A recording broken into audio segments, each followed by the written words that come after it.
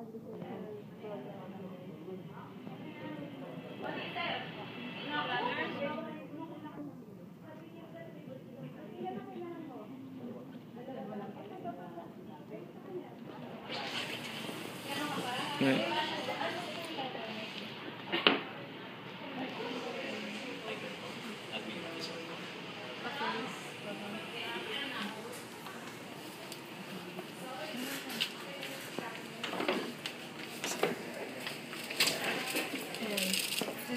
afternoon po, Sir Adam. Salamat po sa pagbibigay ng chance sa amin ma-interview kayo ngayon.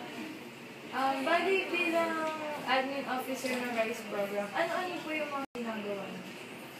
Kasama dun sa mga ginagawa ko, yung project implementation, program implementation, monitoring, evaluation. Part din ng trabaho ko, magsulat ng talk points, speeches, documents, policies for the secretary, policy directions or activities and programs ng RISE program. Part din ng functions ko, mag-document, cover and document ang mga activities ng National RISE program at ng buong Department of Agriculture. Ano po ba yung mga programs natin this year? For RISE? Yes, sir. Actually, marami kaming programs. Tinatawag namin silang major final outputs. Meron tayong programs on seeds. Ito yung pagtulong ng Department of Agriculture sa pag-produce ng dekalidad na uri ng pinhi na itinatanim ng mga magsasaka. Kasama natin ang feed rice dyan. Kasama rin dyan, meron din tayong irrigation components na ibibigay naman ng patubig ng Department of Agriculture para sa palayan.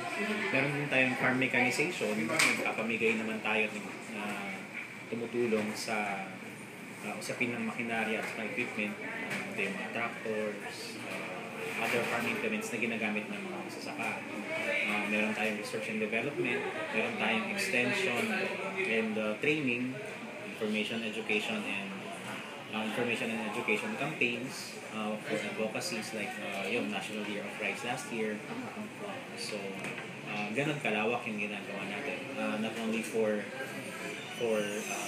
sa purposes natin ito sa national, hindi yung mga intervention, mga programa na napapakinabangan ng direkta ng ating mga magsasaka sa kanila.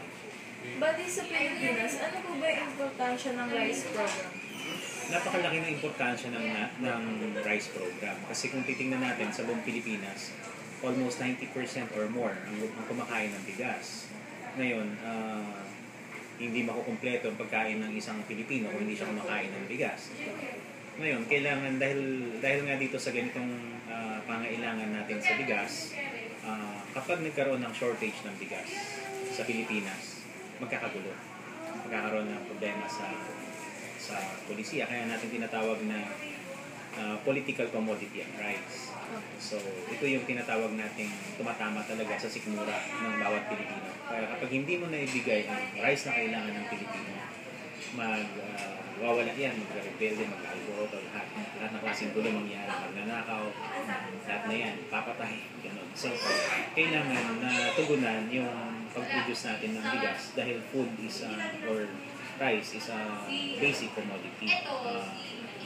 Maaaring sa ibang mga programa natin sa pamahalaan, importante rin yun, pero wala sa tingin ko, mas importante pa sa usapin ng pagkain.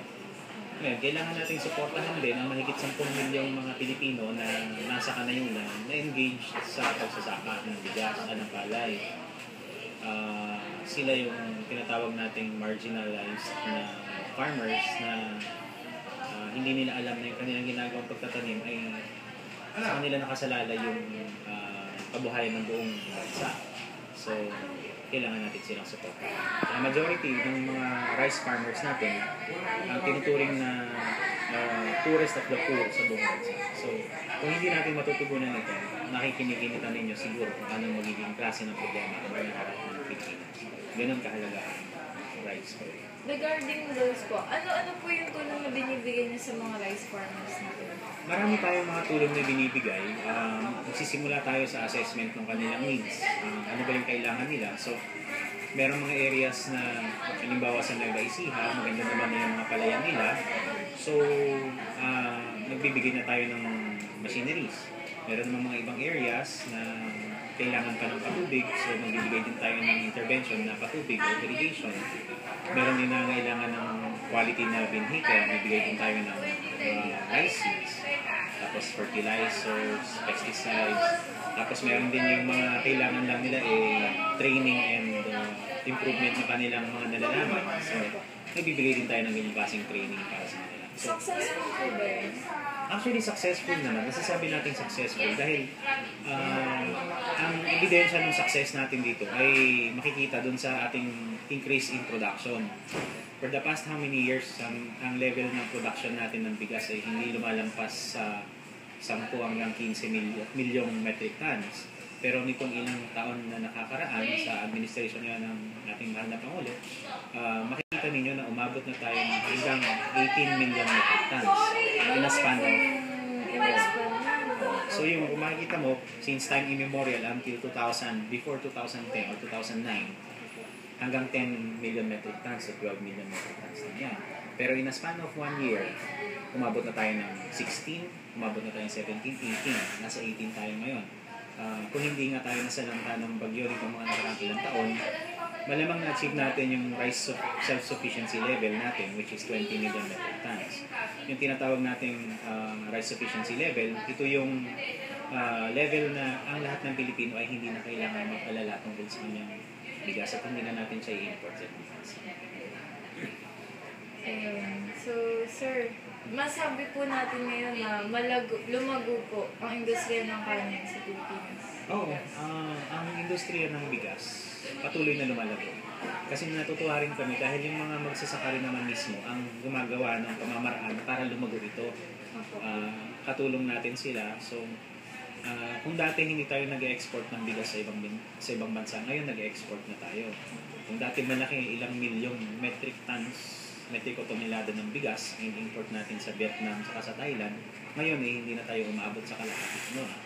So, ito yung mga katunayan na nagiging successful yung ating mga government interventions pagdating sa mga magsasaka na palay. Salamat, sir. Marami po kami natutunan sa inyo. Thank you po.